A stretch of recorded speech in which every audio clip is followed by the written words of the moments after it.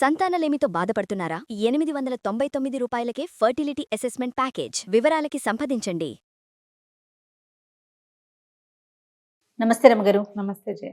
రమగారు, ఒక ఆరోగ్య సమస్య ఏంటంటే సీజన్ మారేటప్పుడు చాలా మందికి ఫ్లమ్ వచ్చేస్తూ ఉంటుందండి. చిన్నపిల్లల్లో ఎక్కువగా చూస్తాం. ఒక వయసుకు వచ్చాక కొంచెం పర్వాలేదు, తగ్గుతుంది. అది ఎలాగంటే ఒక టైంకి ఈవినింగ్ అయిందంటే ముక్కు కారిపోవటం, లేకపోతే గొంతులోంచి ముక్కులో నుంచి రావటం అట్లా జరుగుతుంది. మనం ఏమన్నా ఇంట్లోనే చిన్నప్పటి నుంచి ఏమన్నా చేసుకోవచ్చా? తత్వాలు ఉంటాయి కదా జయ, కఫవాత పిత్తాలు. కఫతత్వం, వాతత్వం, పిత్తత్వం. ఈ తత్వాలను బట్టి అలా ఉంటుంది. ఈ ఫ్లమ్ రావటం ఏంటంటే పెద్ద చిన్నపిల్లలకే కాదు, పెద్దవాళ్ళకి కూడా వస్తుంది. ఓకే. ఈ సింపుల్గా ఇప్పుడు రాత్రి పడుకున్నప్పుడు ఏముండదు, తెల్లారిసరి గొంతులో ఫ్లమ్ వచ్చేస్తుంది. అవును. సైనసైటిస్ ఉన్న వాళ్ళకి అదొక పెద్ద సమస్య. కాస్త చల్లగాలి తగిలినా, కాస్త మంచినీళ్ళు ఎక్కువ తాగినా, ఏదైనా చల్లటి తిన్నా, పెరుగు తిన్నా, మజ్జిగ తిన్నా, సొరకాయ కూర తిన్నా వచ్చేస్తాయి. చల్లదనం తగిలితే వచ్చేస్తుంది. అవును. వీళ్ళు వాళ్ళ ప్రకృతిని బట్టి వైద్యం చేసుకోవాలి. సాధారణంగా ఏంటంటే రాత్రిపూట మనం స్వీట్స్ చక్కెరతో చేసినవి తిన్నా నాకుంది ఆ సమస్య. తర్వాత మజ్జిగ పెరుగు వేసుకున్నా, తెల్లారేసరికి పుచ్చకాయ ముక్కలు అలాంటివి నీటి పళ్ళు ఉంటాయి కదా, పుచ్చ, తర్వాత ఏమో తర్బూజాలు లాంటివి, ద్రాక్ష పళ్ళు, దానిమ్మ గింజలు, సి విటమిన్ ఎక్కువగా ఉన్న కమలాలు, బత్తాయిలు లాంటివి రాత్రిళ్ళు తిని పడుకున్నామనుకో తెల్లారేసరికి అలా సంగతులా వచ్చేస్తుంది. ఓకే. పంచదార తగిలితే వచ్చేస్తుంది కొంతమందికి. దీనికి డైరెక్ట్గా డాక్టర్ల దగ్గరికి వెళ్ళి ఏదో ఇలా ఉందని దీంతో పాటుగా ఇండైజేషన్ ఉంటే కూడా ఫ్లమ్ వస్తుంది కొంతమంది పిల్లలకి. డైజెషన్ బాగుండకపోతే అలా మ్యూకస్ మెంబ్రెన్స్ నిండిపోతాయి, ఇవంతా ఇదిగా ఉంటుంది, బరువుగా ఉంటారు, అన్నం ఎక్కదు. ఫ్లమ్ ఉంటే అన్నం ఎక్కదు, బరువు, గుండెల్లో బరువుగా ఉంటుంది. ఈ తలకాయ నొప్పులు ఇవన్నీ కూడా దీనికి బేసిక్ కొన్ని థింగ్స్ మానేసుకోవాలి. ఫ్లమ్ వచ్చే తీరున్న వాళ్ళు, జలుబు చేసే తీరున్న వాళ్ళు చల్లదనాన్ని అవాయిడ్ చేసేయాలి. ఓకే. రాత్రిపూట సాయంకాలం అయ్యాక ఇంకా వాటర్ ఇంటేక్ తగ్గించేసుకోవాలి. తాగాల్సి వస్తే కాస్త హాట్ వాటర్ తాగుతూ ఉండాలి. మజ్జిగ పెరుగు నో, ఈవినింగ్సా? రాత్రిపూట నో పూర్తిగా. ద్రాక్ష, దానిమ్మ, కమలాలు, బత్తాయిలు, పుచ్చకాయలు, తర్బూజాలు అలాంటివి తినకూడదు. ఓకే. పంచదారతో చేసిన ఏ స్వీటు తినద్దు. షుగరు బాగా కఫాన్ని పెంచుతుంది. తరచుగా ఏవైనా కషాయాలు తీసుకోవటం, వేడి నీళ్ళు తాగటం లాంటివి చేస్తే పొద్దుటికి అంత ఇబ్బంది ఉండదు. అయితే రేపు వర్షాకాలం వచ్చేస్తుంది కదా, సీజన్ మొదలైతే మరీ దగ్గులు, తుమ్ములు, జలుబులు, రన్నింగ్ నోసు బాధపడుతూ ఉంటాం. వాటన్నిటికీ ఏవో వైద్యాలు చేసుకుంటూనే ఉంటాం, ఇంటి వైద్యాలు. ఈ ఇంటి వైద్యాల్లో ప్రధానంగా ఏంటంటే మన మిరియాల కషాయం, తులసి, అల్లము, మిరియాల కషాయం అదొకటి. ఇట్లా కొంచెం గొంతులో నుసగా ఉంది అనగానే చెవిలో దురదొస్తుంది జయ, నాకు చెవి దురదొస్తుంది, జలుబు లక్షణం తెలిసిపోతుంది, ఇంకా తెలిసిపోతుంది, ముందు వచ్చే జలుబు వచ్చేస్తుంది అని. వర్షాకాలమే ఉంటుంది, మామూలు రోజుల్లో ఏమంత పెద్దగా ఉండదు. ఏ జలుబు లేకపోయినా, సైనసైటిస్ లేకపోయినా కూడా ఫ్లమ్ వస్తుంది కొంతమంది తీరు. దానికి రాత్రిళ్ళు కొంచెం జాగ్రత్త పడాలి. వీళ్ళు పెరుగు, మజ్జిగ ఎక్కువ తీసుకోకూడదు.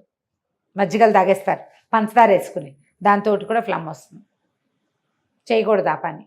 మజ్జిగని వేడి నీళ్ళతో వేసుకోవడం. మజ్జిగ పొడి ఒక వీడియో చేసాం చాలా రోజుల క్రితం. కరివేపాకు, మిరియాలు, ధనియాలు, జీలకర్రతోటి పొడి చేసుకోండి. అది కొంచెం గోరువెచ్చటి మజ్జిగ నీళ్ళల్లో పెరుగు కలుపుకొని వేసుకుని తాగండి అని. కావాలంటే ఈసారి ఆ పొడి కూడా చేసి చూపిద్దాం, మజ్జిగ పొడి బాగుంటుంది తప్పకుండా. ఏదైనా అలాంటివి వేసుకోవటం. జలుబు చేయకుండా, చలవ చేయకుండా చూసుకోవాలి. ఎక్కువ చల్లదనం వీళ్ళకి పనికిరాదు. ఇంటి చిట్కాకి మిరియాల కషాయం, అదే చెప్తున్నారు. మిరియాల కషాయం ఏముంది, ఒక గ్లాస్ నీళ్ళు స్టవ్ మీద పెట్టడం, ఒక 6-8 మిరియాలని దంచి నీటిలో పడేయటం, గ్లాస్ నీళ్ళు 3/4 గ్లాస్ అయ్యేదాకా మరిగించండి. ఓకే. ఓ పెద్ద గ్లాస్కి 12 మిరియాలు సరిపోతాయి. ఇంకా స్ట్రాంగ్గా చేసుకుని ఇంతే తాగుదామంటే మీ ఇష్టం. ఇది టీలాగా చేసుకోండి. ఫ్లమ్ ఉండే తీరున్న వాళ్ళు రెగ్యులర్గా అంత కషాయం తీసుకుని, ఇంత గ్లాస్ తీసుకోవద్దు, చిన్న గ్లాస్ తీసుకోండి. మిరియాలు చాలా, మిరియాల కషాయం చాలా బాగా పనిచేస్తుంది, ఇంకేం వేయక్కర్లా. అది ఫ్లమ్ని తగ్గిస్తుంది. మీకు ఓవర్ హీట్ చేస్తుందేమో చూసుకోండి. ఓవర్ హీట్ చేస్తుందంటే ఇందులో పటిక బెల్లం వేసుకుని తాగాలి. ఇందులోనే పాలు, పంచదార వేసి ఇచ్చేవాళ్ళు మా చిన్నప్పుడు. పాలు, పటిక, పంచదార కదలే, పాలు, పటిక బెల్లం వేసి ఇచ్చేవాళ్ళు. పాలు పోసుకుని మిరియాల పాలు తాగొచ్చు. అవును. లేదా ఒట్టి మిరియాల కషాయం తీసుకోవచ్చు.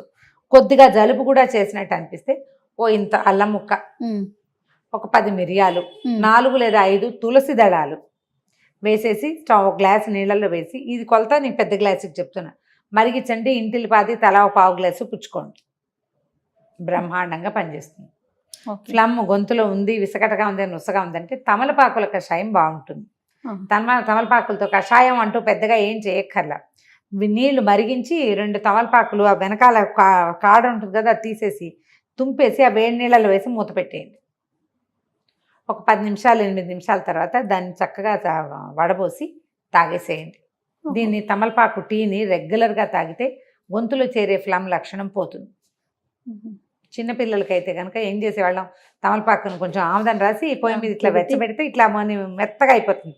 దాన్ని బాగా నలిపి రసం తీసేవాళ్ళం. ఇంత అందులో చిటికెడు పటిక బెల్లం పొడేసి కలిపి ఇస్తే ఈ గొంతులో గరగరలాడే ఫ్లమ్ బయటకు వచ్చేసి పిల్లలు కక్కేస్తారు. చిన్నపిల్లలకి ఎంతో ఇవ్వకూడదు ఆ రసం. నేను వేలు చూపిస్తున్నాను చూడు, అంతా ఒక 2 ఆకులు వేస్తే చేసి నలిపామనుకో ఇంతే వస్తుంది. ఒక స్పూన్ కంటే తక్కువ.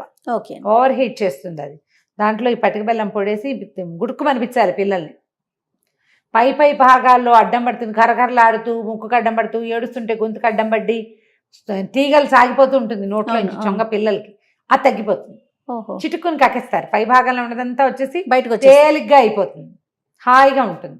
కాకపోతే ఇలాంటి పనులు చేసేటప్పుడు పెద్దవాళ్ళ పక్కన లేకుండా మాత్రం చేయబోకండి దయచేసి, కొంప ముంచేస్తారు. లాస్ట్ టైం చెప్పే కదా కషాయం దగ్గర ముగ్గురిని పట్టించారు. అవునవును. అంతంతవి చెయ్యొద్దు. తులసి కషాయం హాయిగా ఇవ్వచ్చు. 4 తులసి దళాలు దంచి ఇంతే జ్యూస్, ఒక్క చిటికెడు పటిక బెల్లం పొడి వేసి ఇస్తే కనుక మెల్లిగా కఫం కరిగిపోతుంది. అది రానివ్వకుండా చేసే ఉపాయాలు చూసుకోండి. పెద్దవాళ్ళకి ఎప్పుడు హాట్ వాటరే, అంతే. చల్లటి నీళ్ళు తాగద్దు, ఐస్ క్రీమ్ తినద్దు, ఫ్రిడ్జ్లో తినద్దు. ఏదైనా పళ్ళు అవి తినేటప్పుడు పగటిపూటే తినండి, రాత్రిళ్ళు తినద్దు.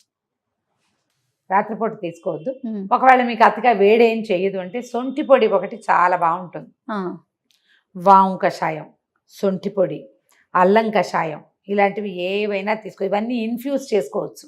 మనం అల్లం చిన్న ముక్క శుభ్రంగా దుమ్మంతా దులిపేసి మురికి లేకుండా నీట్గా కడుక్కుని దంచేయండి. వేడి నీళ్ళు మరగబెట్టడం, గ్లాస్లో పోసి అల్లం ముక్క అందులో వేసేయండి. చాలు. ఓ 10 నిమిషాలు ఆగి తాగండి. మీరు ఎక్కువ తీసుకున్నా మీకు ఏమి ఇబ్బంది అయితే 1 లీటర్ నీళ్ళలో వేసుకోండి. అల్లంతో నానిన నీళ్ళని తాగండి. డైజెషన్ బాగుపడుతుంది, గొంతులో ఉన్న జిగురు తగ్గిపోతుంది. ఓకే. బాగా పనిచేస్తుంది అది. ఇట్లా ఏదైనా ఒక పద్ధతిని అలవర్చుకుని ఉంచుకోండి. అప్పుడు ఈ తరచుగా చేసేటువంటి ఫ్లమ్ తత్వం మిమ్మల్ని బాధించకుండా ఉంటుంది. ఎవరైనా హోమియో డాక్టర్ కనుక దొరికితే ఆ తత్వం మారేందుకు కూడా మందిస్తారు. తత్వం మారేందుకు మందిస్తారు. హాయిగా తగ్గిపోతుంది, ఏమీ ఇంకా ఇబ్బంది ఉండదు. రెగ్యులర్ మెడిసిన్ పడుతుంది కాబట్టి మీరు ఇంకా చేయక్కర్లా. 3-4 నెలల్లో ఆ లక్షణం తీరిపోతుంది. సైనస్లు కూడా తగ్గిపోతాయి హోమియోలో. సైనసైటిస్ తగ్గుతుంది. ఇట్లా ప్రయత్నం చేయండి. ఫ్లమ్ ఉంటే హాట్ వాటరే దానికి మందు. స్టీమ్ పెట్టుకోవడం రమ్మగారు. స్టీమ్ పెట్టుకుంటే ఈ మొహాలు సైనస్లు అవి బిగిసిపోయి ఉంటాయి కదా, లూజ్ అవుతుందా? అవి లూజ్ అయిపోయి ముక్కు రన్నింగ్ నోస్ వచ్చేసి కొంచెం తేలికిస్తుంది. ఓకే. మేము ఇంకో పని కూడా చేసాం. నిరుడు లాస్ట్ ఇయర్ ఇట్లా ఫ్లమ్ మొహం పట్టేసినట్టు జలుబు, పొయ్యి మీద పెనం పెట్టడం, దాని మీద నాప్కిన్ వేసి వేడివేడిది కాచుకుంటే ఇవన్నీ కరిగి మొత్తానికి లూజ్ అయిపోయి హమయ్య అని తలనొప్పి తగ్గిపోతుంది అనమాట. చేసాము అట్లా. ఆ లక్షణాలు వచ్చినప్పుడు అది చేసుకోవాలి. మామూలు జలుబు కాదు అది. మొహంలో పట్టేసినట్టు భారంగా ఉంటుంది, మొహం బరువు, ముక్కులో ఇది ఉంటుంది, జిగురు బయటికి రాదు, అమిత బరువుగా ఉంటుంది, తలకాయ నొప్పి. అలాంటప్పుడు అది పనిచేస్తుంది. రైట్. నమస్తే. నమస్తే. సుమన్ టీవీలో మీ పర్సనల్ అండ్ బిజినెస్ ప్రమోషన్స్ కోసం కింది నెంబర్కి కాంటాక్ట్ చేయండి.